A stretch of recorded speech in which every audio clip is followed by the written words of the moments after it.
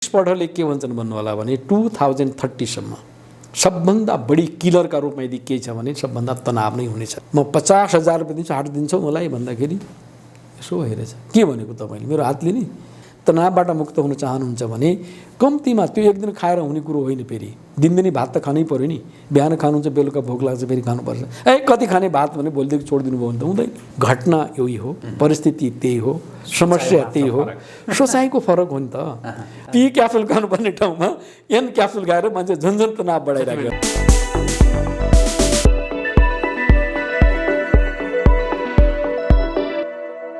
नमस्कार आदरणीय दर्शकवृन्द, आजको प्रेसको यो अर्को एउटा विशेष भिडियो संवादमा यहाँहरूलाई धेरै स्वागत छ। म रोहित भण्डारी। दर्शकवृन्द, आज पनि हामी तनाव व्यवस्थापनका विषयमा कुराकानी गर्ने गरी उपस्थित भएका छौँ र यसका लागि यति बेला हामीसँग स्टुडियोमा हुनुहुन्छ ब्रह्मकुमार रामसिंह। उहाँ वरिष्ठ राजयोग प्रशिक्षक हुनुहुन्छ। उहाँसँग हामीले अघिल्लो अङ्कमा पनि तनाव व्यवस्थापनका विषयमा केन्द्रित रहेर कुराकानी गरेका थियौँ। आज चाहिँ हामी विशेष गरी उहाँले त्यो अघिल्लो अङ्कमा भन्नुभएको जुन तनाव व्यवस्थापनका लागि महत्त्वपूर्ण औषधि भनेको परिस्थितिको स्वीकारोक्ति हो, जे भन्नुभएको थियो त्यो कसरी स्वीकार गर्ने, कसरी परिस्थितिलाई सहज रूपमा मान्छेले ग्रहण गर्न सक्छ, त्यो क्षमता कसरी विकास गर्ने, यसमा केन्द्रित रहेर कुराकानी गर्छौँ। म हाम्रा अतिथिलाई स्वागत गर्छु। स्वागत छ यहाँलाई। हस् त, ओम शान्ति। धन्यवाद सबै हाम्रा दर्शकवृन्दमा। यो निकै महत्त्वपूर्ण विषयमा कुराकानी गरिरहेछौँ भन्ने अनुभूति भइरहेछ हामीले तनाव व्यवस्थापनका विषयमा, किनकि मान्छेलाई अहिले धेरै त्यो दुःख दिइरहेको विषय नै तनाव हो। यहाँले अघिल्लो अङ्कमा भन्नुभएको थियो कि तनाव व्यवस्थापनका लागि त्यो परिस्थितिको स्वीकार गर्न सक्नुपर्छ हर परिस्थितिको भनेर भन्नुभएको थियो। तर सजिलो त छैन, कसरी स्वीकार्ने, त्यो स्वीकार्ने क्षमता कसरी बढाउने, त्यसका कि विशेष क्याप्सुल भनौँ, टिप्स भनौँ, जे भनौँ त्यो यहाँसँग होला अवश्य भनिदिनुहोस् त। निश्चित रूपमा तनाव कति ठुलो एउटा चाहिँ समस्या व्यक्तिका लागि, समाजका लागि, परिवारका लागि भएको छ भन्दा तनाव सानो हेड्याक भन्छ नि, टाउको दुखाइबाट सुरु हुन्छ, फाइनलाइज हार्ट एट्याकमा हुन्छ।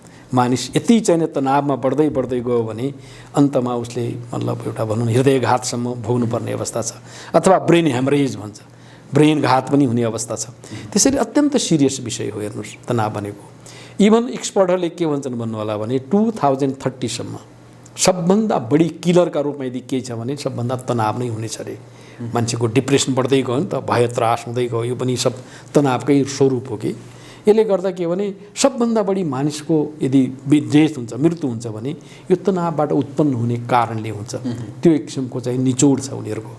तनावसँग भय, त्रास, चिन्ता, होइन, अब चाहिँ डिप्रेसन, फ्रस्ट्रेसन, यी सबै कुराहरू हुन्छन्। अब यो वातावरण संसारको बढ्दो छ। संसारमा तपाईँ हामीले सोचिराखेका हुन्छौँ यो गरेपछि होला, होइन। यदि समग्र रूपमा अहिलेको निरीक्षण गर्ने हो, परीक्षण गर्ने हो र संसारको सबै सर्वे गर्ने हो भने तनावको परिस्थिति झन्झन बढ्दो अवस्थामा छ।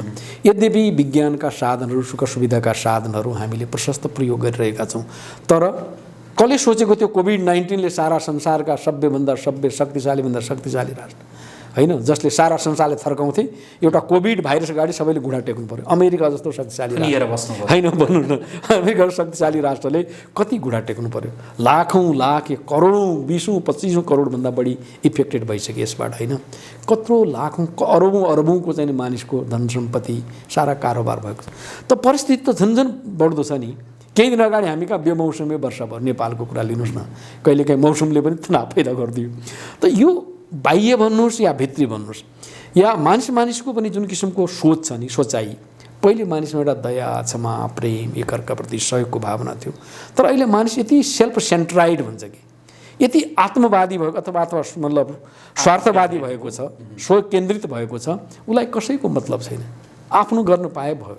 मानिसमा दया, क्षमा, करुणा, प्रेम भन्ने जो हाम्रा सनातन मूल्यहरू हुन्, हेर्नुहोस् यी सबै गायब हुने अवस्था छ। त्यसले यस्तो परिस्थिति अझ बढ्नेवाला छ। अब यस्तो अवस्थामा के गर्ने त बाबा? यति मेहनत भइरहेछ, यतिका एक्सपर्टहरू दुनियाँमा लागेका छन्, देशको विकास गर्ने, भौतिक विकास गर्ने, यो चाहियो, सामान गर्ने, औषधि, सारा कुरो भइरहेछ, तर तनाव झन्झन बढिरहेको छ संसारको रेसियो। त्यसले यस्तो बेला अलिकति हामीले नयाँ तरिकाले सोच्नुपर्ने अवस्था छ। न्यू प्याराडाइम भन्छ नि, नयाँ तरिका। जबसम्म त्यो नयाँ तरिकाको सोचाइ हामीमा विकसित हुँदैन अथवा नयाँ चेतनालाई हामीले जबसम्म अनुसरण गर्दैनौँ तबसम्म बाहिरी तरिकाले जतिसुकै तपाईँ हामीले मेहनत गरे पनि तनावलाई सही अर्थमा हामीले त्यसबाट मुक्ति प्राप्त गर्ने भन्नुहोस् या त्यसलाई न्यूनीकरण गर्ने भन्नुहोस् या त्यसलाई चाहिँ समाजबाट जीवनबाट हटाउने भन्नुहोस्, त्यसमा हामीले सफलता प्राप्त गर्न सक्दैनौँ। त्यसैले त्यसलाई त्यो व्यवस्थापन गर्नका लागि अलिकति सोचमै हामीले परिवर्तन ल्याउनु पर्ने हुन्छ र यसका लागि हामीले त्यो सोचमा परिवर्तन ल्याउनुपर्छ।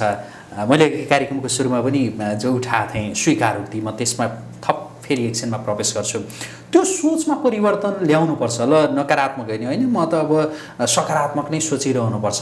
मैले त्यो तनाव नलिने हो भनेदेखि राम्रो कुरा मात्रै सोच्नुपर्छ, राम्रो मात्रै बोल्नुपर्छ भनेर मात्रै त हुँदैन होइन। त्यो सोचाइ नै परिवर्तन चाहिँ कसरी ल्याउन सकिन्छ? अवश्य त्यसैमा म जाँदैछु। अब म त्यसैमा जाँदैछु। मैले कुरा उठान गरेको थिएँ स्वीकारोक्ति होइन, र यसका लागि 7वटा क्याप्सुलको विषयमा कुरा गर्नेछु।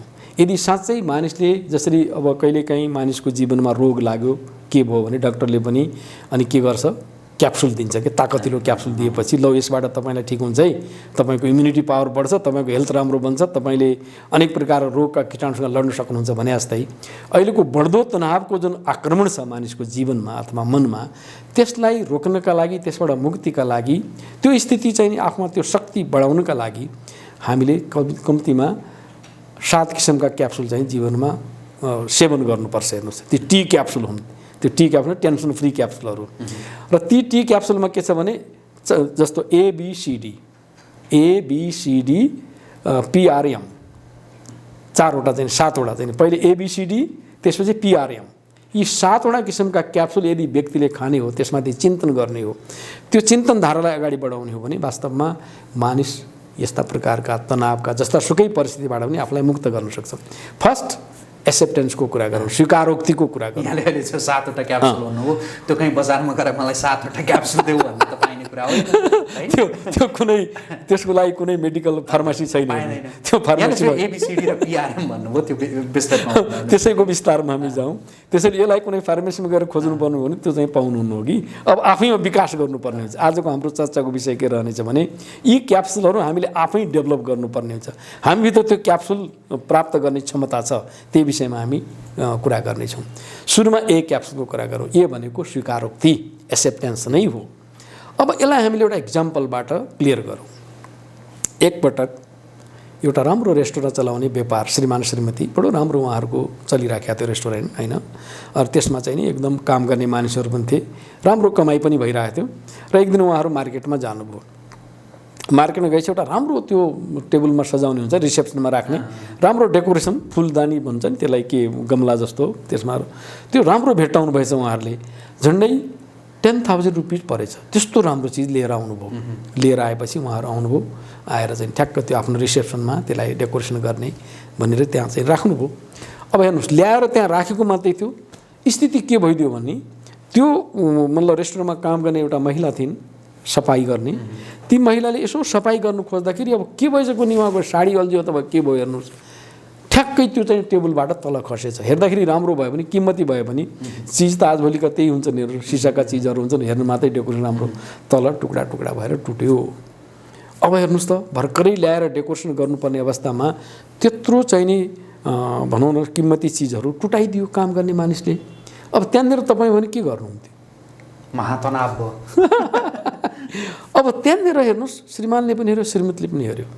अब उहाँहरूले के सोच्यो भने अब काम गर्ने मान्छेले त्यस्तो गल्ती त झपार्न सक्थ्यो, गाली गर्न सक्थ्यो, तिम्रो चाहिँ पैसाबाट काट, विभिन्न कुरा हुन्थ्यो नि।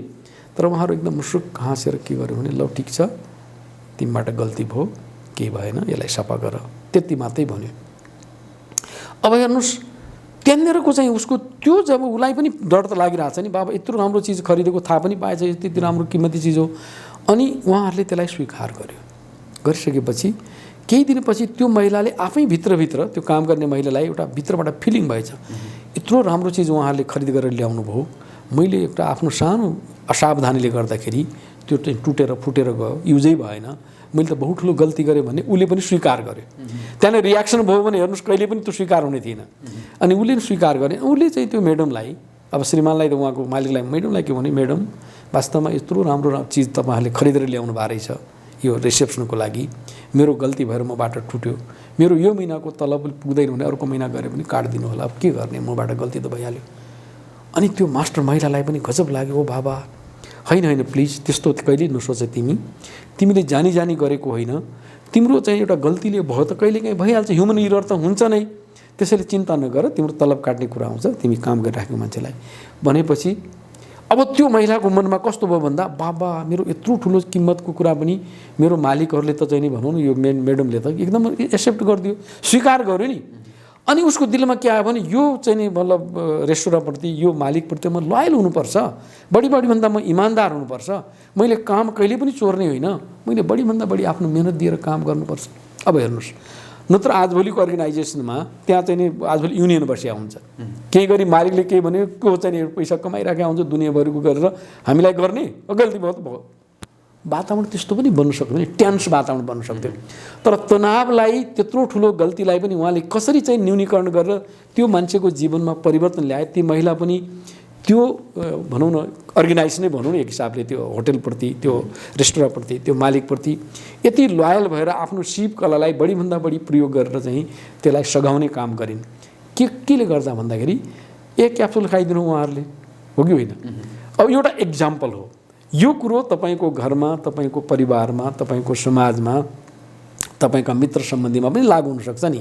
त्यसले कुरा जसरी पनि आउनसक्छ। हावा बग्दाखेरि एकैतिर मात्रै बग्दैन नि, हावा कहिले दक्षिणबाट आउँछ, कहिले उत्तरबाट आउँछ, कहिले पूर्व पश्चिमबाट, कुन दिशा लिन्छ भन्नै सकिँदैन। त्यसैले तपाईँ हाम्रो जिन्दगीमा कतिखेर कुन अवस्थामा कस्तो किसिमको परिस्थिति आइलाग्ने हो इट इज अनसर्टेन। तर म के प्रिपेयर हुनुपर्छ भने जसोसुकै परिस्थिति आए पनि I can have that potentiality, I can accept it, म त्यसलाई स्वीकार गर्न सक्छु। त्यसलाई मैले स्वीकार गर्नुको मतलब त्यसलाई परिवर्तनको वे आउट हो नि त। हेर्नु त्यहाँको वातावरण कस्तो राम्रो भने परिवर्तन भयो कि भने केले गर्दाखेरि एक क्याप्सुल खाएर भयो कि भएन। त्यसैले प्लिज जिन्दगीमा तपाईँ एक क्याप्सुल प्रयोग गर्नुहोस्, नडराउनुहोस्। मैले यस्तो गरेँ भने म त थिचिँदै जान्छु अथवा मेरो मान घट्दै जान्छ अथवा म कमजोर बन्दै जान्छु भन्ने मेन्टालिटी घटाइदिनुहोस्। राम्रो कुरोका लागि पहिले प्रिपेयर भन्नुहोस् कि होइन मैले जब राम्रो गर्छु भने राम्रै हुन्छ, मैले एक्सेप्ट गरेँ भने अरूले पनि एक्सेप्ट गर्छ, मैले त्यो स्वीकार परिस्थिति गर्दाखेरि त्यो व्यक्तिले पनि स्वीकार गर्यो नि त, होइन? उसले के गर्यो त्योभन्दा पनि बढी चाहिँ हामीलाई फाइदा गर्न सक्छ। त्यसैले एक क्याप्सुल खानुभयो भने तपाईँको आन्तरिक मनस्थिति पनि सुदृढ बन्दै जान्छ र साथसाथै अरूको पनि सहयोग प्राप्त हुँदै जान्छ। यो एउटा ठुलो क्याप्सुल हो यो, हेर्नुहोस् त्यो हामीभित्रै छ, त्यो क्याप्सुल, त्यो क्षमता हामीभित्र छ। यो स्वीकार्ने क्षमता वृद्धि गर्ने हो भनेदेखि त्यसको लागि स्वीकार्ने जो जुन शैली भनौँ न त्यसलाई चाहिँ निरन्तरता दिनुपर्छ, डेभलप गर्नुहोस्, निरन्तरता दिनुहोस्। त्यो चिजको सोच एउटा क्रिएट गर्नुहोस् आफैभित्र, त्यो सोचको निर्माण गर्नुहोस्। त्यो सोचको निर्माण गर्नुभयो भने त्यो एक क्याप्सुल ठिक हुन्छ। अच्छा, बी फोर तपाईँको कस्तो भन्नु होला भने एउटा ब्लेसिङ। मानिस त्यत्तिकै आफूलाई चिन्तामा गरेर आउँछ कि चिन्ता गरेर आउँछ के म केही गर्न सक्दैन, ममा केही क्षमता छैन भनेर आउँछ। अब यो कस्तो भने हामीलाई धेरै ब्लेसिङ छ कि यो जिन्दगी जुन हामीले पाएका छौँ, परमात्माले हामीलाई जुन यो मानव जीवन दिएको छ, यो मानव जीवनसँग धेरै चाहिँ हामीले प्राकृतिक रूपमै भन्नुहोस् या परमात्माले हामीलाई धेरै चाहिँ वरदान दिएको छ। हामीसँग धेरै क्षमता छ, धेरै क्यापासिटी छ। कहिलेकाहीँ मानिसले आफूलाई मूल्याङ्कनै गर्दैन कि। अब यसलाई पनि एउटा अर्को इक्जाम्पल गरौँ, बी क्याप्सुललाई पनि। एकपटक एउटा चाहिँ सज्जन व्यक्ति साधु बाटोमा हिँडिराखेका थिए। अनि त्यहाँ बाटोमा एकजना युवा हट्टाकट्टा बसेर चाहिँ पैसा देऊ भने मागिराखेका रहेछ। अब सबैले कसले दिन्थे, कसैले भनेर पनि जान्थे। अनि साधुलाई पनि लाऊ पैसा भनेर भनेछ, पैसा देऊ। अनि साधुले यसो हेर्छ त, हेर्दाखेरि त बडो फिजिकल्ली स्ट्रङ छ मान्छे, होइन? हेर्दाखेरि हट्टाकट्टा जवान पनि छ। अनि उहाँले साधुले यसो भनेछ, बाबु तिमी पैसा के को लागि माग्दैछौ भन्दा मेरो आमा बुवालाई मैले पाल्नुपर्छ, आमा बुवा मेरो यस्तो छ उस्तो छ, म त्यस पाल्नुको लागि। अनि त्यसो भए तिमी कति पैसा, 10 रुपियाँ चाहियो अथवा 20 रुपियाँ चाहियो? 10-50 जति दिन्छौ देऊ। होइन म तिम्रो एउटा हात चाहन्छु, म 50,000 रुपियाँ दिन्छु, हात दिन्छौ मलाई भन्दाखेरि यसो हेरेछ, के भनेको तपाईँले मेरो हात लिने? म त दिन्न भने। ल त्यसो भए तिम्रो आँखा देऊ न, म 2 लाख रुपियाँ दिन्छु भने। अनि त्यसपछि भने मैले किन आँखा दिने तिमीलाई, साधुलाई? त्यसो भए खुट्टा देऊ न, म 5 लाख रुपियाँ दिन्छु, खुट्टा काटेर देऊ भन्दाखेरि अनि एकछिन त चाहिने त्यो यस्तो भन्ने साधु महात्मा आएर चाहिँ के मेरो खुट्टा माग्न आएको यहाँ, मैले त पैसा मागिरहेको छु। अनि उहाँले सम्झाउनु भयो, के सम्झाउनु भने बाबु जब तिम्रो एउटै हातको 50,000 भन्दा बढी छ, एउटा आँखाको 2 लाखभन्दा बढी छ, एउटा खुट्टाको 5 लाखभन्दा बढी छ, तिम्रो शरीरमा अझ योभन्दा पनि कति अङ्गहरू छन्, सबैमा त्यति धेरै पैसा छ, त्यति धेरै किम्मत छ। त्यस्तो किम्मती भएको व्यक्ति तिमी 2 रुपियाँ 4 रुपियाँ लाज लाग्दैन आम्बुलाई पाल्नको लागि? यिनीहरूको प्रयोग गर न भन्दाखेरि त्यसले गर्दा उसको मनमा एउटा मोटिभेसन पैदा भयो, भित्रबाट उसलाई स्ट्राइक गर्यो। एकछिनमै उठ्यो, त्यो भएका पैसा पनि मागेका फालेर चाहिँ पछि उसले आफ्नो मेहनत गर्यो, काम गर्यो। मेहनत गरेपछि पछि राम्रो कमाइ गर्यो, आम्बुलाई पाल्न सक्यो। किन मानिस चाहिँ नि अब तनावमा थियो नि, म पैसा छैन, यो छैन इत्यादि भनेर तनावमा भएर पैसा मागिराखेको थियो। त्यसैले हामीले के स्वीकार गर्नुपर्छ भने बी क्याप्सुल भनेको प्रत्येक व्यक्तिले स्वीकार गर्ने कुरो के हो भने प्रत्येक व्यक्तिमा क्षमता छ, प्रत्येक व्यक्तिलाई प्रकृतिले वरदान दिएको छ, त्यसलाई प्रोपरली हामीले युटिलाइज गर्यौँ, तिनीहरूको सही सदुपयोग गर्यौँ भने हामी तनावबाट मुक्त हुन सक्छौँ। अहिले तनावको कारण त्यस्ता पनि छन् कि त्यसलाई मार्जिनल मसँग छैन, मैले सकिनँ, मेरो भाग्य यस्तो, म सकिएँ, आफूलाई दोष दिने, मेरो खोटो भाग्य, म प्रवृत्ति छ, त्यसका लागि बी क्याप्सुल। यस बी क्याप्सुल, यस। म किन परिवार गरिब परिवारमा जाने, मेरो आमा बुवाले किन यस्तो गर्यो, मेरो फलानु यस्तो किन, मलाई मात्रै किन, मसँग किन पैसा भएन, उसँग धेरै होइन। प्लिज तपाईँ आफ्नो ब्लेसिङलाई हेर्नुहोस्, आफूमा भएको वरदानलाई तपाईँले महसुस गर्नुहोस्, अरूलाई हेर्ने होइन। हरेक व्यक्तिले जे जस्तो पाइराखेका छन् आफ्नो पुण्य कर्मको प्रतिफल पाइराखेका छन्। यो जन्ममा अर्को जन्ममा पनि गर्यो होला नि त। जस्तो एउटा बच्चा सानैमा जन्मिँदाखेरि कोही राजाको घरमा जन्मिन्छ, करोडपति कहाँ जन्मिन्छ, एउटा व्यक्ति बाटोमा जन्मिन्छ। कारण के हो त? हरेकले केही न केही पुण्य र पाप बोकेर ल्याएको हुन्छ नि। त्यसैले हामीलाई जे प्राप्त छ त्यसैमा टेकेर यदि हामी अगाडि बढ्यौँ भने हामी गर्न सक्छौँ। त्यसैले कहिल्यै पनि आफूलाई डिभ्यालुएसन गर्ने भन्छ कि अवमूल्यन गर्नु हुँदैन व्यक्तिले। अवमूल्यन गर्ने व्यक्ति त्यसलाई इन्फेरिटी कम्प्लेक्स पनि भन्छ अर्को भाषामा। आपूर्तिको हीनबोधको भावनाले मानिस तनावमा हुन्छ। तर तपाईँ विश्वास गर्नुहोस्, बी क्याप्सुल खानुहोस्, तपाईँलाई परमात्माले धेरै वरदान दिएको छ, त्यसको सदुपयोग गर्नुहोस्, तपाईँ तनावमुक्त हुन्छ। नम्बर 2 अब C capsule. C capsule, C capsule कस्तो हो भन्नु होला भने तपाईँ हाम्रो जिन्दगी चुनौती नै चुनौतीको जिन्दगी हो कि जीवन लिएर संसारमा आएपछि त च्यालेन्जिङ हो नि त जिन्दगी। अब संसारमा नआएको भए त च्यालेन्ज हुने नै थिएन। तपाईँ हाम्रो अगाडि च्यालेन्जिङ छ। जब तपाईँ हामी कार्यमा अगाडि बढ्छौँ, काम गर्दै जान्छौँ, तपाईँ हामीलाई सबैले राम्रै गर्छन्, प्यारै गर्छन् भन्ने कुरो छैन। तपाईँ हामीलाई सहयोग गर्ने मान्छे मिल्छन् भन्ने छैन। मिल्छन् त भन्नुहोस् त। अझ अहिलेको जमाना त कस्तो भने सहयोगभन्दा पनि असहयोग गर्ने मान्छे हुन्छन्। आफ्नो छोरा फेल भएर मान्छे दुःखी हुँदैन, बगलको छिमेकको छोरा फर्स्ट डिभिजन हुँदा उसलाई दुःख भइरहेको हुन्छ। जमाना त्यस्तो छ, हेर्नुहोस् हो कि होइन? हामीले परिस्थिति भोगिराखेका छौँ। यस्तो जमानामा च्यालेन्जिङ त हो जीवन, तर च्यालेन्जलाई हामीले कसरी लिने त, कुन हिसाबले लिने, त्यो चाहिँ हाम्रोमा निर्भर, हाम्रो सोचमा निर्भर गर्छ कि हरेक च्यालेन्जलाई मैले कति सकारात्मक रूपमा लिन्छु अथवा नकारात्मक रूपमा लिन्छु, त्यो ममाथि डिपेन्ड गर्छ। तर सी क्याप्सुल हामीले खानुपर्ने हुन्छ। एकपटक यसलाई पनि इक्जाम्पलबाट हामी क्लियर गरौँ। एकपटक एउटा बिजनेसम्यानले आफ्नो व्यापारमा सफलता प्राप्त गरेपछि एउटा बायोग्राफी लेख्यो, आफ्नो किताब लेख्यो। त्यो किताबमा जुन चाहिने एक्नोलेजमेन्ट भन्छ नि, स्वीकृति, जसमा चाहिँ उसले आभार व्यक्त गर्छ, त्यो आभारमा उसले कस्तो किसिमको कुरा लेख्यो भन्दा म ती मेरा मित्रहरूलाई बढीभन्दा बढी धन्यवाद दिन चाहन्छु, आभार व्यक्त गर्न चाहन्छु, जसले मलाई व्यापारको दौरानमा भरसक इल्जाम लगाए, मुद्दा लगाए, मलाई चाहिँ मेरो व्यापार फेलियर गर्नुमा धेरै प्रकारका केसहरू पनि गरे।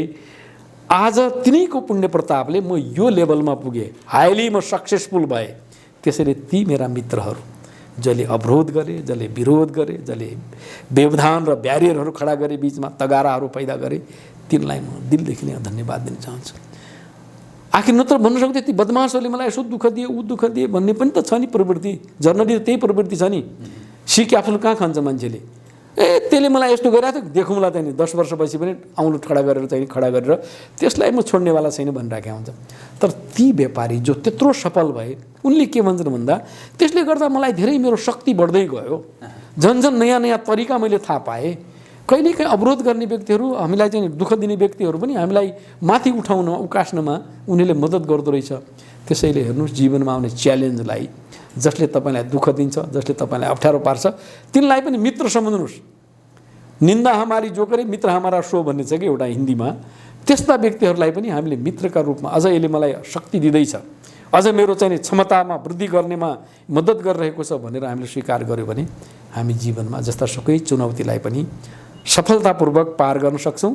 तनावको ठाउँमा त्यसलाई हामीले के गर्छौँ त च्यालेन्जलाई स्वीकार गर्न सक्छौँ। यस च्यालेन्ज त्यसले गरेर जसले दुःख दिइरहेछ, जसले असहयोग गरिरहेछ, यसले भोलिका लागि सुखको आधार खडा गरिदिरहेछ होइन। भोलिका लागि मलाई माथि पुर्याउनका लागि चाहिँ यसले मद्दत गरिरहेछ भनेर त्यो अघि जुन सोचाइको परिवर्तन भन्नुभएको थियो त्यो ढङ्गले त्यही हो नि कुरा। अहिलेको जमानामा हेर्नुहोस्, सोचाइ मैले त्यही भएर भन्दैछु कि हाम्रो सोच्ने प्याराडाइममा एउटा नवीनता जबसम्म हामी ल्याउँदैनौँ तबसम्म हामी तनावबाट मुक्त हुनेवाला छैनौँ। त्यसैले जुन व्यक्तिले मलाई दुःख दियो, अप्ठ्यारो पार्यो, बाधा व्यवधानहरू खडा गर्यो, त्यही व्यक्तिलाई मैले धन्यवाद दिँदैछु भने त्यो त ठुलो महानता हो नि।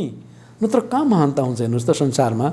जेसस क्राइस्टलाई जुन व्यक्तिले क्रसमा चढायो नि, क्रसमा चढाउँदाखेरि उसलाई मृत्यु दिँदै थियो, तर जेसस क्राइस्टले लास्टमा के भनेको थियो भन्दा god father forgive them they not know what they are doing. हे पिता, हे प्रभु, फादर भगवानलाई भनेको छ, ती व्यक्तिहरूलाई माफ गरिदिनु होला, ती बिचाराहरूलाई थाहा नै छैन हामी के गर्दैछौँ। यति अज्ञानी छन् तिनीहरू, हामी के गर्दैछौँ भन्ने नै थाहा छैन भने अब यसलाई के भन्ने, माफ गर्नु होला। कत्रो ठुलो सोच भन्नुहोस् न। अब क्रसमै त नचढ्नुहोस्, मैले सबै हाम्रा मित्रहरूलाई क्रसमै चढ्ने कुरो भने होइन, तर तपाईँका जिन्दगीमा तपाईँलाई व्यवधान गर्ने व्यक्तिका पछि नपर्नुहोस् कि। जस्तो हाम्रो एउटा सामान्य भाषामा पनि भन्छ नेपालीमा, अरे काग कराउँदै गर्छ पिना सुक्दै गर्छ, हो कि होइन? होइन, कुकुर भुक्दै गर्छ, हात्ती आफ्नो बाटोमा हिँड्दै गर्छ। यदि तपाईँ तनावमुक्त हुन चाहनुहुन्छ, जीवनमा सफलता प्राप्त गर्न चाहनुहुन्छ भने कमेन्ट, गुनासा, अरूले दिने दुःख दिने, अरूले बाधा व्यवधानको पछि पर्नुभयो भने तपाईँ त्यहीँ लट्किनुहुन्छ, त्यहीँ अड्किनुहुन्छ। ती सबैलाई स्वीकार गर्दै तपाईँ अगाडि बढ्नुभयो भने you can have your own मतलब एचिभमेन्ट, तपाईँको आफ्नै किसिमको अवस्था उन्नति हुन्छ। यस, सी क्याप्सुल इज नेसेसरी है। हरेकले सी क्याप्सुल खानु पऱ्यो कि परेन?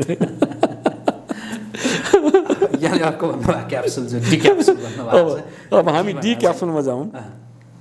डी क्याप्सुल भनेको कस्तो परिस्थिति हो भन्नु होला भने हेर्नुहोस् न, हामी जिन्दगीमा अगाडि बढ्दै जाने क्रममा, काम गर्दै जाने क्रममा कहिलेकाहीँ कुनै यस्तो किसिमको परिस्थिति आइलाग्छ त्यो त्यत्तिकै चाहिँ परिवर्तन हुँदैन कि। अनि यदि त्यसैमा अल्झिराख्नुभयो भने तपाईँलाई गाह्रो पर्छ। डी फर डाइभर्सन भन्छ कि कहिलेकाहीँ बाटो परिवर्तन पनि अपनाउनु पर्ने हुन्छ होइन। न त तपाईँ त्यसै मात्रै ठोसिराख्नु, त्यसै मात्रै भने अब त्यो ढुङ्गा अगाडि छ, ठुलो पत्थर छ, त्यसलाई मात्रै तोड्न लाग्नुभयो भने त्यो कहिले टुट्ने कहिले टुट्ने। बरु यसो आफ्नो बाटो निकालेर अगाडि बढ्नु र तपाईँ धेरै अगाडि जान सक्नुहुन्छ। त्यसैले अलिकति जिन्दगीमा कति मान्छेहरूले किन यस्तो भयो, उसले मलाई यसो गर्छ भनेर त्यसैमा अल्झिराखेको हुन्छ, डाइभर्सन गर्नु जाने आउँदैन। जस्तो कहिलेकाहीँ बाटो डाइभर्सन भएर त्यहाँ अगाडि बढ्नुपर्छ कि पर्दैन। त्यस्तै जिन्दगीमा आइपर्ने कुनै तगारालाई हामीले डाइभर्ट गर्नुपर्ने हुन्छ। त्यो कस्तो भन्नु होला भने अब एकपल्ट एकजना सानै बच्चा हेर्नुहोस्, अहिले त बच्चा तनावको विषयमा हामी कुरा गर्दैछौँ। एउटा 13-14 वर्ष, 13 वर्षकै ल 13 वर्षको बच्चा राम्रो, उसलाई पनि तनाव भएछ। के तनाव भएछ? यति तनाव भएछ कि धेरै डिप्रेसन र फ्रस्ट्रेटमा गएछ। अनि अब कसलाई सुनाउने, उसले अरू कसैलाई सुनाउने कुरो थिएन, तर आमालाई सुनाएछ। फेरि आमालाई के हुन्छ, आमा मलाई यति डिप्रेसन भयो, जब घरमा सब चिज छ, बुवाले आमाले सब चिज फ्यासिलिटी छ, उसको कुनै कमी छैन। मलाई त यस्तो तनाव भयो कि म त यस्तो डिप्रेसनमा आजभोलि त के भने सानो 4 वर्षको बच्चालाई पनि तनाव भएको देखिरहेछ। म सुसाइड गरिदिन्छु भनेछ, म त सुसाइड गर्छु भनेछ। ओ बाबा, अब हेर्नुहोस्, आमालाई कुनै एउटा आमालाई आफ्नो छोराले सुसाइड गर्छ भने के हुन्छ भन्नुहोस् त? ऊ त तुरुन्त जसरी पनि हुन्छ, बाबु ल हिँड भनेर तुरुन्तै डाक्टरकोमा लगेछ। डाक्टर कहाँ जसरी तसरी ल बाबु तिम्रो उपचार गर्नु पऱ्यो, त्यस्तो नभन मेरो लाल, मेरो आँखाको नानी भन्यो होला आमाले त बडो प्यारले भन्छ नि। अनि डाक्टर कहाँ लगेछ। डाक्टर यसो साइकोलोजिकल स्टडी गरेछ कि, डाक्टर साहब पनि अलि अब सिनियरै डाक्टर थिए। बेलुकाको टाइम थियो। अनि उहाँले के भनेछ, आमा धेरै राम्रो कुरा भयो यो बाबुलाई, म ट्रिटमेन्ट त गर्छु, तर अहिले होइन कि भोलि बिहानै 8 बजे लिएर आउनुहोस्। आज जसरी हुन्छ यसलाई घरमा लैजानुहोस्, घरमा लगेर यसलाई आफूसँगै सुताउनु होला अथवा खुवाउनु होला, यसलाई निगरानी भनौँ न, यसलाई वाच गर्नु होला, कदापि तपाईँबाट अलग गर्नु होला। अलिकति यसलाई स्ट्राइक त छ, मैले बुझिराखेको छु, तर उपचार म भोलि मात्रै गर्छु। त्यसैले आज जसरी हुन्छ भोलि 8 बजे म कहाँ हाजिर गराउनु होला, जसरी ल्याउनु होला भनेपछि आमाले जसरी हुन्छ फकाइ फलाइकन रातभरि आफूसँगै राखेर बच्चालाई, अनि त्यसरी चाहिँ भोलिपल्ट ल्याए उसलाई पनि भोलि मेरो उपचार हुन्छ भन्ने त लाग्यो नि बच्चालाई पनि। अनि भोलिपल्ट जब 8 बजे ठ्याक्कै आएछन्, त्यो दिन संयोगले हामी कहाँ शनिबार पर्या रहेछ भनौँ, छुट्टीको दिन रहेछ, डाक्टर साहब पनि छुट्टीको दिन रहेछ। अनि उहाँ त आफ्नो कार एकदम रेडी गरेर कारमा धेरै खानेकुराहरू यताउता फलफुल के राखेर बसिराख्नु भएको रहेछ। अनि ठ्याक्कै डाक्टर साहबको आउने बित्तिकै आमा लौ तपाईँ पछि बाबु मसँग अगाडि बस्छ होइन उपचार भने उपचार भइहाल्छ नि, लो बस्नुहोस् न, त्यसपछि उपचार गर्दै गरौँला भनेर आमालाई पनि लग्यो बच्चालाई पनि लग्यो। अनि त्यहाँबाट करिब आधा घन्टाको ड्राइभमा जाने बित्तिकै त्यो अनाथ बच्चाहरू हुन्छ नि, अनाथ बच्चाहरूको अनाथालयमा लगेपछि त्यो डाक्टर पनि बडो एउटा कस्तो भने सामाजिक वेलफेयरमा समाजसेवावाला पनि डाक्टर रहेछन्, कमाउने पनि तर समाजसेवा पनि गर्ने। अब आफ्नो पेसाले कमाइहाल्छन् डाक्टर, हेर्नुहोस् रोगी बढेकै छन् अहिले, रोगी गएपछि उनको फी त आउने नै भयो। अनि त्यसपछि त्यहाँ लगेपछि त्यो बच्चालाई के भन्छ, बाबु लो बाँड त, आफूले सब बच्चाको हातमा दिएछ, फलफुलहरू त्यो ब्रेडहरू यताउता उसलाई बाँड्न दिएछ। बाँड्दाखेरि बच्चालाई खुसी लागेछ कि ऊ त्यो जलाइदिएछ, ऊ हाँसिरहेको छ, यसलाई पनि खुसी लागेछ। यसको जुन डिप्रेसन मनमा थियो नि त्यो डिप्रेसन त डाइभर्ट भएछ। अब त्यहाँ बढ्दै बढ्दै बढ्दै लगेपछि अनि अर्कोचोटि फेरि 1 घन्टापछि अर्को वृद्धाश्रममा लगेछ, त्यहाँ पनि फेरि अलि सामान त्यही बच्चालाई बाँड्न लगाएपछि त्यो त यति प्रसन्न भएछ, हेर्नुहोस् यति प्रसन्नता आएछ उसमा। ओहो यस्तो जिन्दगी राम्रो रहेछ नि त, हामीले सेवा गर्नुपर्ने रहेछ। आमा म अब कहिले पनि सुसाइड गर्दिनँ, म त ठिक भइहालेँ, म त अब यस्तै डाक्टर साहबले राम्रो काम सिकाउनु, म अब काम गर्छु। एक्ज्याक्टली कहिलेकाहीँ उसको मनको कुरालाई साइकोलोजिकली कसरी ट्रिटमेन्ट गर्ने होइन, सपरेसनको what is the psychology behind the suppression, उसको मनमा जुन सपरेसन थियो नि त, दबाब थियो, त्यो दबाबलाई कसरी डाइभर्ट गर्ने भन्ने तरिका पनि एउटा ठुलो तरिका हो। त्यसैले अहिलेको जिन्दगीमा हामी कहीँ अल्झी राख्नु हुँदैन, जिन्दगीमा हामीले डी क्याप्सुल खान जान्नुपर्छ। जिन्दगीमा केही त्यस्तो छ भने प्लिज डाइभर्ट गर्नुहोस्। सुसाइड गर्ने व्यक्ति पनि नि सुसाइड गर्नु भने गएको व्यक्तिलाई त्यो बेला तुरुन्तै तपाईँले अलिकति डाइभर्ट गरिदिनु भयो भने त्यो व्यक्तिले सुसाइड गर्दैन। हेर्नुहोस् त्यो एउटा उसलाई जो इमोसनली त्यो सेन्सलेस भएको अवस्था हुन्छ, अलिकति डाइभर्ट गरिदिनु भयो भने त्यो मान्छे फेरि ओहो सम्लिन्छ कि। त्यस्तै जिन्दगीमा तनावबाट मुक्ति चाहनुहुन्छ भने प्लिज जिन्दगीका विभिन्न समस्यालाई डाइभर्ट गर्ने तरिका अपनाउनुहोस्। बाटोहरू धेरै छन्, बाटो परिवर्तन गर्नु पर्यो। एउटा इक्जाम्पल, यस्ता अरू इक्जाम्पल हामीले दिन सक्छौँ। एउटा जस्ट यो त के भने एउटा वे मात्रै हो, धेरै तरिका यसमा आउन सक्छ। ओके, अब हामी अर्को पिआरएममा जाउँ। अब पिआरएममा जाउँ होइन, पिआरएममा जाउँ। पी भनेको के हो भने जिन्दगीमा पोजिटिभ थिङ्किङ हुनुपर्छ, positive attitude and positive thinking. अहिलेको संसारमा सकारात्मक सोच र सकारात्मक दृष्टिकोणको धेरै ठुलो महत्त्व छ। इभेन्ट्स जस्तो सुकै भए पनि त्यो इभेन्ट्सलाई त्यो अत्यन्त पेनफुल होला, तर त्यो पेनफुललाई प्लिजरमा कन्भर्ट गर्ने भनेको तपाईँ हाम्रो चिन्तन हो कि हाम्रो सोच हो, हाम्रो चाहिँ मतलब दृष्टिकोण हो। त्यसैले पोजिटिभिटीको अभाव छ। अहिले मान्छे नकारात्मक बढी सोचिराखेको हुन्छ, हरेक कुरालाई नकारात्मक रूपमा सोचिराखेको हुन्छ। कुनै घटना दुःखद भए पनि त्यो दुःखदमा अझ दुःख थप्ने काम गरिरहेको हुन्छ। पी क्याप्सुलले के भन्छ भने बी पोजिटिभ, थिङ्क पोजिटिभ। हुन त अहिले पोजिटिभ भन्ने बित्तिकै फेरि कोभिड त पोजिटिभ भइदिन्छ नि फेरि त्यो कोभिड पोजिटिभलाई भन्दा पनि यहाँ हाम्रो थिङ्किङ पोजिटिभको कुरा लियौँ हामीले होइन। अनि यसलाई पनि हामी एउटा इक्जाम्पलबाट क्लियर गर्न चाहन्छौँ, किनभने आजभोलि इक्जाम्पल भयो भने मान्छेलाई सजिलो हुन्छ। 2 जना मित्रहरू त्यो दिन चाहिँ नि सटरडे पर्या रहेछ, तर हामी कहाँ सटरडे, त्यो समुद्रतिरको कुरा थियो, त्यहाँ चाहिँ सन्डे पर्या रहेछ होइन। अनि सन्डेको दिन मतलब आज त रमाइलो गर्ने, सिपमा जहाज हुन्छ नि सानो सानो त्यो स्टिमरमा जाने, समुद्रमा घुम्ने गर्ने भनेर त्यसरी एउटा ग्रुप मिलाएर 2 जना साथी अरू पनि त्यो रहेछन् त्यसमा गएछन्, अति मिल्ने साथीहरू। अनि जाँदै गर्दाखेरि आधा घन्टा मात्रै के भएको थियो, आधा पौना घन्टाको कति चाहिँ सिप चाहिँ अगाडि बढेको थियो होइन, स्टिमर एक्सिडेन्ट भएछ। एक्सिडेन्ट भएपछि अब को कता कसको को भयो, कति डेथ भयो के भयो थाहा नै भएन। तर त्यो 2 जना कसरी कसरी कसरी हेर्नु त, अब कहिलेकाहीँ भनौँ न मान्छेको दिन आएपछि भन्छ अथवा उसको पनि अब त्यो होला ड्रामा पार्ट, तिनीहरू कसरी कसरी हुँदै हुँदै हुँदै समुद्रको किनारतिर लागेर एउटा निर्जन जङ्गल, त्यहाँ बिचमा टापु टापु निर्जन हुन्छ नि त्यस्तो ठाउँमा पुगेछन् र त्यहाँ अलिअलि वृक्ष रुखहरू रहेछ त्यहाँ ठाउँ पुगेछन्। जसरी हाँगा गरेर चाहिँ उनीहरू पाखा लागेछन्, माथि ठ्याक्क जमिनमा आएछन्। जमिनमा आइसकेपछि अनि एउटा साथीले के भन्छ, तेरि आज कुन चाहिँ मुहुर्तमा हामी आयौँ भाइ, कसको चाहिँ आज दुर्भाग्य रहेछ हाम्रो, चाहिँ पिकनिक गर्नु भनेर आएको त यस्तो हालत भयो, अब कहाँ जाने कता जाने यस्तो उसमा अब चाहिँ हेर्नु त एक्सिडेन्ट भयो। अनि अर्कोले भनेछ भाइ किन त्यस्तो भन्छौ, त्यत्रो एक्सिडेन्टमा को मरे को बचे थाहा छैन, हेर त त्यत्रो एक्सिडेन्ट हो नि हामीलाई त कहीँ चोटै लागेको छैन, यो त गड्स ग्रेस हो, जिन्दगी त हाम्रो बचेको छ नि। त्यो बिहान के भयो त्यो कुरो छोड नि त, किन नकारात्मक सोचो, सकारात्मक, हामी त बचेका छौँ, जिन्दगी ठुलो कुरा हो। अब हेर हामी बच्यौँ, यत्रो चाहिँ उसमा चोट केही लागेको छैन, उसले सकारात्मक सोच्यो। अर्को नेगेटिभ सोचिरहेको छ, उसलाई तनाव भइरहेछ, ऊ त्यो तनावमा पनि आफूलाई खुसी गरिरहेछ। अनि एकछिनपछि अब के गर्ने, दुवैजना यताउता मिलेर 2-4 हाँगासँग तोडेर यसो छोप्नु त पऱ्यो, शीत पर्छ नि त्यहाँ होइन। अनि त्यसभित्र बसेछन्, रातभरि के बिताएछन् त्यत्तिकै। अनि भोलिपल्ट बिहानै अब यसो तल चाहिँ समुद्रको पानी मुखसुख धुने यताउता भएछ।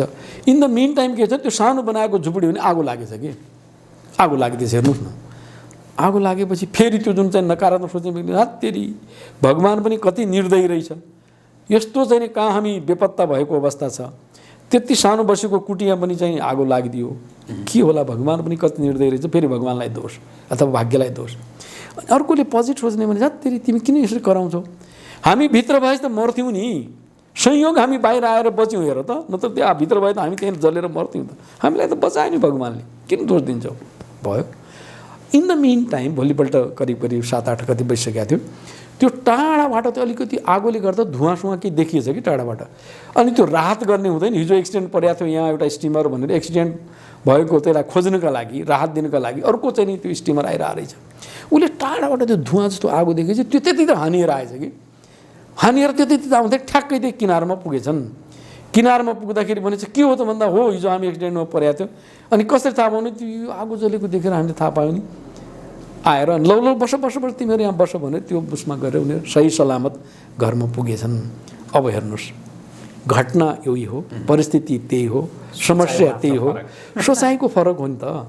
आखिर कुनै पनि घटनालाई प्लिजेन्ट बनाउने अथवा मोर पेनफुल बनाउने कसमा रहेछ त, हाम्रै हातमा रहेछ नि। जसले पी पोजिटिभ अथवा पी क्याप्सुल खान जानेको छ, पी क्याप्सुललाई प्रयोग गर्न जानेको छ, त्यो व्यक्ति हरेक परिस्थितिमा हरेक अवस्थामा पनि तनावबाट मुक्त हुन्छ। किनभने पी क्याप्सुल खानु छ। पी क्याप्सुल त त्यस्तो गजबको चिज छ नि, मान्छेहरूले पीका ठाउँमा एन क्याप्सुल खाएर आउँछ। एन क्याप्सुल खाएर अहिले समस्या त्यही हो, पी क्याप्सुल खानुपर्ने ठाउँमा एन क्याप्सुल खाएर मान्छे झन्झन तनाव बढाइरहेको छ। त्यसैले प्लिज हाम्रा तनावबाट पीडित भएका सबै मित्रहरूलाई पनि हामी के भन्न चाहन्छौँ भने, तपाईँ जिन्दगीमा जहिले पनि पी क्याप्सुल खाने गर्नुहोस्, तपाईँ तनावबाट मुक्त हुनुहुन्छ र तपाईँको मनस्थिति जहिले पनि एउटा शालीन, शान्त र शक्तिशाली बन्दै जान्छ। Okay, next one R. R भनेको के भने, तपाईँ हामी हेर्नुहोस्, यो संसारमा जन्मेका प्राणी हौँ, मानव प्राणी, हामी सामाजिक प्राणी हौँ। तपाईँ हाम्रो समाजमा केही न केही दायित्व पनि छ, केही न केही जिम्मेवारी पनि छ। केवल आफै खाने, आफै कमाउने, आफै मोज गरेर जाने मात्रै होइन।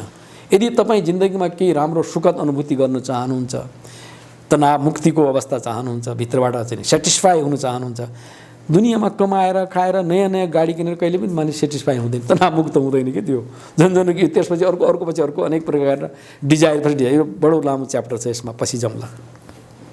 अनि त्यो आर क्याप्सुल भनेको कस्तो भन्दा, समाजप्रति तपाईँ हाम्रो केही न केही समाजको हामीले ऋण बोकेका छौँ। हामीलाई पढ्ने लेख्ने हिँड्ने जे जति कुरा हामीले पाएका छौँ समाजबाट पाएका छौँ। त्यही भएर समाजप्रति पनि हामीले केही गर्नुपर्छ कि। आफ्नै छोराछोरी आफै खाने आफै कमाउने त आफ्नो ठाउँमा छ, कमायो खायो सिद्धियो एक दिन सबै। तर मेरो समाजप्रति केही रेस्पोन्सिबिलिटी छ, मैले केही वेलफेयरको काम पनि गर्नुपर्छ भन्ने मेन्टालिटी हो आर। अब यसलाई पनि एउटा अर्को इक्जाम्पलबाट हामी गर्छौँ। एकपटक एउटा बाटोमा एउटा बुढा उमेर ढल्नै लागेका बुढा व्यक्तिले त्यो पिपल र बरको बोट अनि चाहिँ त्यो के अरे आँपको बोट रोपिराखेका रहेछन् कि। उमेर एकदमै बुढो पाएको थियो तर पनि मेहनत गरेर रोपिराखेका रहेछन्। अनि एकजना युवाले यसो वाच गरेछ, यसो हेरेछ, युवाहरू त धेरै तर्क गर्न जाने हुन्छ। अनि भनेछ, बाजे तपाईँ यो काम गर्दै रोप्दै हुनुहुन्छ, यो पिपलको बोट रोप्दै हुनुहुन्छ, यो के बडको रोप्दै हुनुहुन्छ, आँपको, के तपाईँलाई विश्वास छ कि यिनीहरूको म छायामा बसौँला अथवा यसको फल खाउँला भन्ने विश्वास छ? तपाईँको उमेर त एकदमै अलिकति पाको भइसकेको छ भनेछ। अनि उहाँले यसो मुसुक्क हाँसेर भनेछ, बाबु मलाई राम्ररी थाहा छ यो बड पिपल चाहिँ नि ठुलो हुन्जेलसम्म बचिरहन्छु र मै यसको चाहिँ छायामुनि बसौँला र यो आँप फलेपछि लटरम्म भएर मै खाउँला भन्ने होइन बाबु। मैले गरेको कामले पछिल्ला सन्ततिहरूलाई छाया मिलोस्, बाटोमा हिँड्ने अनेक व्यक्तिले यसबाट चाहिँ लाभ लिउन्, तिमी बाबु जस्तै भोलि यसको फलको रसवादन गर्न पाउलाऊ भनेर मैले यो काम गरिरहेको छु बाबु। बल्ल उसलाई होस आएछ, बाबा आफ्नोभन्दा समाजका लागि पनि केही छोडेर जानुपर्छ। हामीले आर्जन गरेको प्रोपर्टी, हामीसँग धन पनि होला, हामीसँग शरीर पनि छ, हामीसँग मन पनि सोच पनि छ। त्यसैले त्यो केवल आफ्नै स्वार्थका लागि, आफ्नै परिवारका लागि मात्रै नभइकन सामाजिक दायित्वका लागि पनि मैले केही गर्नुपर्छ भन्ने मेन्टालिटी जसले डेभलप गर्छ। यस्ता तमाम उदाहरणहरू छन् त्यस्ता किसिमका मानिसहरूले। अति तनाव भएका व्यक्तिहरू जब सोसल वेलफेयरको काम गर्छ हेर्नुहोस्, उनीहरू तनावबाट मुक्त हुन्छन्। त्यसैले यदि तनावको चाहिने जुन परिस्थिति तपाईँ हाम्रो जिन्दगीमा छ त्यसबाट हामी मुक्त हुन चाहन्छौँ र त्यसको चाहिँ भनौँ न न्यूनीकरण गर्न चाहन्छौँ, व्यवस्थापन गर्न चाहन्छौँ अथवा त्यसको प्रभावबाट आफूलाई चाहिँ सेभ गर्न चाहन्छौँ भने तपाईँ हामीले आफ्नो आर्जनको केही न केही कुरो पुण्यको कार्यका लागि, समाजको वेलफेयरका लागि गर्नुपर्ने हुन्छ। बडा आनन्द आउँछ त्यसमा, धेरै खुसीको कुराहरू हुन्छ। तर तनाव, धेरै किसिमका तनावहरू समाप्त भएर जान्छन्। आफैमा केन्द्रित हुनुभयो भने त्यसले झन्झन बोझले थिच्ने काम गरिराखेको हुन्छ। ओके, सबै मेरा लागि मात्रै, मेरा लागि मात्रै, मेरैका लागि मात्रै सोचियो भने त्यसले थप आफैलाई तनाव गर्छ र अलि मतलब मन बोजिलो बनाउँछ। बोजिलो हुने भने तनावै हो। यसले ती विभिन्न क्याप्सुलमध्ये जुन अर्को याम क्याप्सुल भन्नुभएको छ त्यो कुराकानी अब ठ्याक्कै हामी आउँ। एम बडो सुन्दर क्याप्सुल हो। हेर्नुहोस्, अब यी सबै क्याप्सुलको मास्टर क्याप्सुलका रूपमा हामी लिन्छौँ। खास गरी हामी जुन अभ्यास गर्छौँ जिन्दगीमा त्यो अभ्यास अत्यन्तै जरुरी। M for meditation.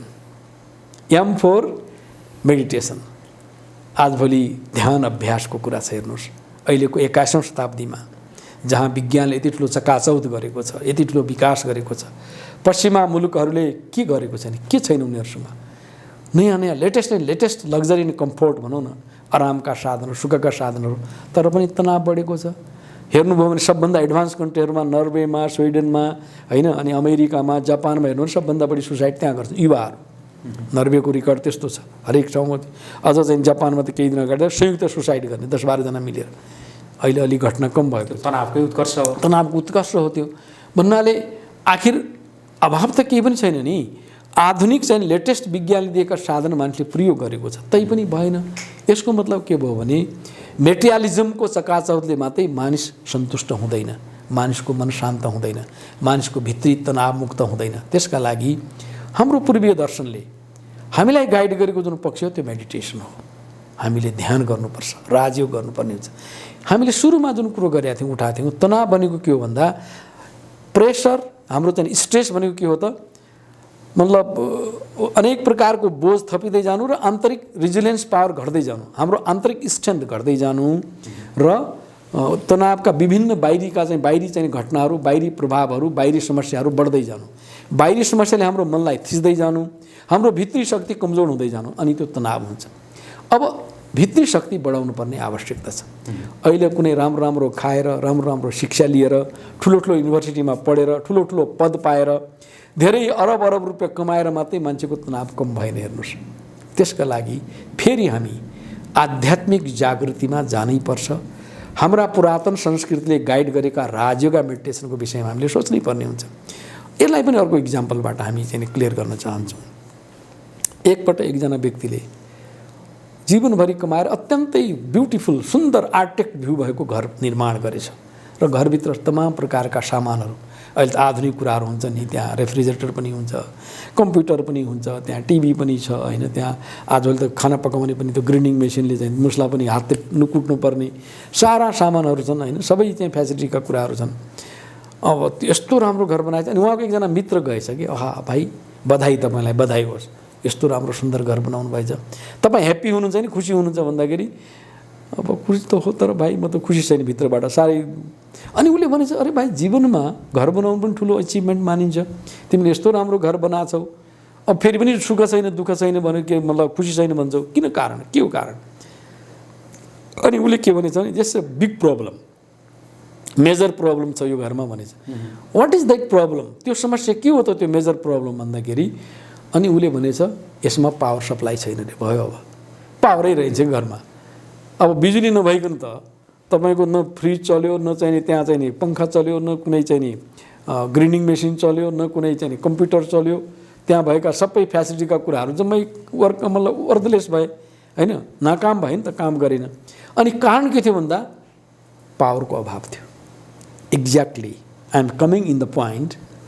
अहिलेको संसारमा मानिससँग धन पनि छ, विद्या पनि छ, बुद्धि पनि छ, अनेक प्रकारका मेटेरियल साधनहरू पनि छन्, हरेक प्रकारको फ्यासिलिटीको उपभोग पनि गरिरहेको छ। तर खटेको कुरो के हो त? What is the missing point? अभाव के हो त भन्दा आन्तरिक स्ट्रेन्थको अभाव हो, आन्तरिक शक्तिको अभाव हो। आत्मिक बलको अभाव हो, एउटा चिन्तन धारालाई सदा सकारात्मक बनाउने अभाव हो। अब त्यो कसरी प्राप्त हुन्छ, कुन शक्तिबाट प्राप्त हुन्छ? जसरी जब ब्याट्री डिस्चार्ज हुन्छ, त्यो ब्याट्री डिस्चार्ज हुन्छ त्यत्तिकै चार्ज त हुँदैन, हुन्छ भन्नुहोस् त? त्यसलाई त कहीँ न कहीँ सोर्समा दिनु पऱ्यो कि परेन? कुनै सोर्समा दियो भने मात्रै बल्ल 3 घन्टा 4 घन्टा 10 घन्टा लागेर ठुल्ठुलो ब्याट्री भने 10 घन्टा 4 घन्टा 5 घन्टामा बल्ल रिचार्ज हुन्छ। एक्ज्याक्टली अहिलेको ह्युमन बिइङलाई समाजका प्रत्येक प्रबुद्धभन्दा प्रबुद्ध, धनीभन्दा धनी, सभ्यभन्दा सभ्य जसले आफूलाई ठान्दछन्, साधारणभन्दा साधारण व्यक्तिको आन्तरिक स्ट्रेन्थ कमजोर छ। आन्तरिक रूपमा सबै विकन छन्, आन्तरिक मनोबल सबैको गिरेको अवस्था छ, अथवा अर्को शब्दमा भन्नुपर्दा आत्मा डिस्चार्ज भएको अवस्था छ, चेतन शक्ति डिस्चार्ज छ। अब ब्याट्री डिस्चार्ज भयो भने त हामीले संसारको उसमा लगाउँछौँ, सोर्समा करेन्ट जुन पावर हाउसबाट आयो करेन्टमा लगाएर रिचार्ज हुन्छ। Then how to the recharge of the self? अब हाम्रो सेल्फलाई जो चेतन शक्ति हो, यो चेतन आत्मालाई, चेतन शक्तिलाई कहाँ लगाउँ त? पानीमा लगाउँ कि आगोमा लगाउँ कि बिजुलीमा लगाउँ, कहाँ लगाउने? कहाँबाट रिचार्ज हुन्छ? त्यसका लागि एउटा सुप्रिम ऊर्जा छ, कस्मिक इनर्जी, जसलाई हामी परमात्मा भन्छौँ, शिव भन्छौँ, कसैले गड भन्छ, सत्यम शिवम सुन्दरम। त्यो पनि एउटा minute pin point of light हो। त राजयोगा मेडिटेसन अन्तर्गत हामीलाई के गरिन्छ भन्दा, यम क्याप्सुल भनेको राजयोगा मेडिटेसनको अभ्यासको क्याप्सुल हो। हरेक व्यक्तिले अहिले तनाव व्यवस्थापन पनि त्यही भनिन्छ, कम्तीमा 15 देखि 20 मिनट हरेक व्यक्तिले प्रत्येक दिन मेडिटेसन गर्नुपर्ने हुन्छ। यदि साँच्चै तनावबाट मुक्त हुन चाहनुहुन्छ भने कम्तीमा त्यो एक दिन खाएर हुने कुरो होइन। फेरि दिनदिनै भात त खानै पर्यो नि, बिहान खानुहुन्छ, बेलुका भोक लाग्छ फेरि खानुपर्छ। कति खाने भात भने भोलिदेखि छोडिदिनु भयो भने त हुँदैन। अब त्यस्तै जब त्यही दाल भात मिठै लागेको हुन्छ, खाइ नै राखेका हुन्छौँ, कसैले भन्छ त्यही दिनदिनै मेडिटेसन कति गर्नु, यस्तो मतलब मोनोटोनस भयो भन्छ। अरे बाबा, तपाईँलाई भात खानु मोनोटोनस भएको छैन, रोटी खानु मोनोटोनस भएको छैन, अनि मेडिटेसन गर्ने किन मोनोटोनस हुन्छ त? त्यो चाहिन्छ। त्यसैले अहिलेको एउटा ट्यारे निड भन्छ कि, अत्यन्त मतलब एउटा खट्किलो आवश्यकता भन्नुहोस् अथवा अत्यन्त चाहिँ नि खाँटी आवश्यकता भन्नुहोस्, के हो भन्दा प्रत्येक व्यक्तिले मेडिटेसन गर्नुपर्ने हुन्छ। एम क्याप्सुल खानै पर्ने हुन्छ। प्रत्येक दिन एकदम चिन्तनमा बस्नुहोस्, आफूलाई आत्मा ज्योति रूपमा सम्झिनुहोस् र रिचार्ज गर्ने शक्ति, जस्तो ब्याट्रीको चाहिँ रिचार्ज त्यो सोर्स भए जस्तै मेरो चैतन्य शक्ति आत्माको रिचार्ज चैतन्य परमात्मा नै हो। परमात्मा सत्यम शिवम सुन्दरम, मङ्गलकारी, शुभकारी, कल्याणकारी, त्यो परम ज्योतिलाई हामीले भिजुलाइज गर्ने भित्रबाट र परमपिता परमात्मा मन एकाग्र गर्नुभयो भने अनि हाम्रो जो आन्तरिक आत्मा डिस्चार्ज भएको अवस्था छ त्यो बिस्तारै रिचार्ज हुन्छ। त्यसलाई भन्छ रिइम्पावरिङ, रिचार्जिङ, रिइनरिचिङ पनि भन्छ। फेरि यसलाई पूर्ण बनाउने, फेरि यसलाई सशक्त गर्ने, फेरि यसलाई चाहिँ फेरि रिचार्ज गर्ने, यो काम चाहिँ प्रत्येक व्यक्तिले गर्नै पर्ने हुन्छ। यसमा हेलचेक्राइ गर्ने आयो के हो यो कहाँ हुन्छ भनेर यसलाई हामीले केयरलेस गऱ्यौँ भने वास्तवमा फेरि पनि यतिका क्याप्सुल खाएर पनि यो क्याप्सुलले जुन किसिमको सबैलाई ठिकठाक गर्नुपर्ने हो त्यो क्याप्सुल कमजोर हुन्छ, स्वीकार गर्न गाह्रो पर्छ। आन्तरिक स्ट्रेन्थ बढाउने एउटै ताकत भनेको मेडिटेसन हो। तसर्थ हाम्रा दर्शकवृन्दलाई मैले के निवेदन गरेँ भने प्लिज यहाँहरूले यदि साँच्चै तनावबाट सफरिङ भइराख्नु भएको छ, थाहा छ हामीलाई तनावबाट सबै सफरिङ छन्, दुःखी छन्, पीडित छन्, अशान्त छन्, परिवारमा, समाजमा, कार्यक्षेत्रमा, हरेक ठाउँमा हेऱ्यो भने तनावकै चर्चा भइरहेको छ। सानसाना बच्चाहरू यार मलाई पनि तनाव छ भन्छन्, सानसाना बुढाहरू पनि। यो जुन समस्या छ, भर्खरको बच्चादेखि उमेर ढल्किसकेकासम्म सबैलाई तनाव छ। त्यसैले यसको उन्मुक्तिका लागि, यसबाट चाहिँ मतलब निकास प्राप्त गर्नका लागि चाहिँ हामीले मेडिटेसन गर्नुपर्छ। मेडिटेसनको च्याप्टर ठुलो छ, यो कुनै विषयमा लिएर फेरि हामीले मेडिटेसनको विषयमा चर्चा गर्नेछौँ। अर्को कुनै अङ्कमा विस्तृतमा कुराकानी गरौँला। आजका लागि चाहिँ निकै जुन जीवन उपयोगी जीवन जिउने कलाका विषयमा केन्द्रित रहेर विशेष गरी जिउनलाई अहिले केले अप्ठ्यारो भइरहेको छ भने तनावले अप्ठ्यारो भइरहेको छ मान्छेलाई, त्यो कसरी व्यवस्थापन गर्ने भन्ने विषयमा केन्द्रित रहेर यहाँले जे यहाँको शब्दमा क्याप्सुलहरू दिनुभयो, ती क्याप्सुलहरूका लागि आभार व्यक्त गर्दै आजका लागि चाहिँ कुराकानी यहीँ सकौँ। धेरै धन्यवाद। हवस् त, धन्यवाद हाम्रा सबै मित्रहरूलाई, श्रोता महानुभावहरू, दर्शकहरूलाई पनि। कृपया तपाईँहरूलाई हामी आह्वान गर्न चाहन्छौँ, यहाँहरूसँग हाम्रो अत्यन्त निकट एउटा के भने शुभचिन्तकका नाताले, शुभचिन्तक भाइका नाताले यदि यहाँहरू यो राजयोगको विषयमा जुन क्याप्सुलले तपाईँ हाम्रो जिन्दगीमा एउटा नयाँ मोड ल्याइदिन्छ, नयाँ परिवर्तन ल्याइदिन्छ। जस्तासुकै परिस्थिति र अवस्थाका बिचमा पनि हामीलाई धेरै र स्थिरता प्रदान गर्छ। त्यसका लागि राजयोग सिक्नुहोला। यही मेरो सबैप्रति हार्दिक हार्दिक मङ्गलमय शुभकामना छ। धन्यवाद। ओम शान्ति। आदरणीय दर्शकवृन्द, हामी कुराकानी गर्दै थियौँ वरिष्ठ राजयोग प्रशिक्षक रामसिंह ऐरसँग, ब्रह्मकुमारी राजयोग सेवा केन्द्रका वरिष्ठ राजयोग प्रशिक्षक हुनुहुन्छ। उहाँसँगको यो कुराकानीका क्रममा हामीले जे कुरा उहाँबाट सुन्यौँ, जुन जुन क्याप्सुलहरू उहाँले दिनुभयो, तीमध्ये हामीले कति क्याप्सुल चाहिँ लिइरहेका छौँ या छैनौँ, यो स्वयंले मनन गरौँ। र जसले एकदमै तनाव भयो भनेर भनिरहेका हुन्छौँ, उहाँले भनेका यी क्याप्सुलहरू लिने हो भनेदेखि पक्कै त्यो तनाव कम हुन्छ। यो विश्वासका साथ आजका लागि हामी यो विशेष भिडियो संवाद यहीँ सक्छौँ। आजको प्रेस हेर्दै गर्नुहोला। नमस्कार।